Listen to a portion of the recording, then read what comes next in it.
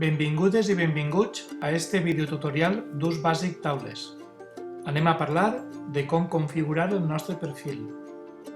Per accedir a Aules, tots sabeu que només necessitem les dades d'Ítaca, usuari DNI i contrasenya la que utilitzem en Ítaca. Una vegada estem dins, en la part superior dreta ens apareixerà el nostre nom complet, nom i cognoms. La imatge, si està pujada, nom i cognoms. Despleguem el menú i la segona opció diu edita el perfil. Les opcions que tenim són molt senzilles. Les dues primeres, sombrejades en gris, és perquè no es poden modificar. Cognoms i nom venen per defecte. Recordem que les que tenen asterisc és perquè són obligatòries, per tant ha d'aparèixer sempre un correu electrònic. Per defecte apareixerà el correu electrònic corporatiu docent, que és el que recomanem. Es pot modificar, no obstant. Més avall podem decidir com es mostra el nostre correu electrònic. Per defecte diu que permet que només els altres membres del curs vegin la meva adreça electrònica. Podríem escollir ocultar-la o permetre que tota la gent pugui veure la meva adreça electrònica.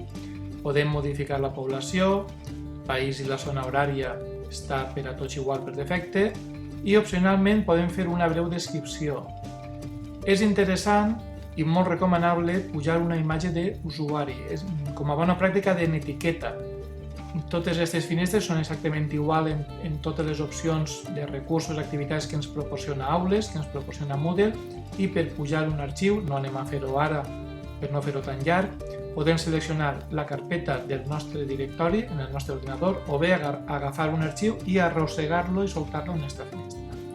La resta d'opcions ara mateix no són del tot necessàries i amb les que us he comentat seria més que suficient per tindre un bon perfil. Finalment diríem actualitzar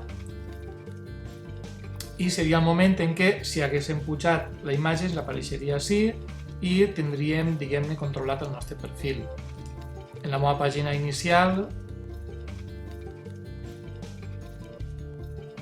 així al davant ens apareixerien els cursos dels quals formem part, bé com a usuaris, bé com a docents, també ens apareixerien en aquest menú i, encara que no és objecte d'aquest videotutorial, en una de les opcions que tenim en la columna dreta podríem incorporar, podríem afegir nous cursos.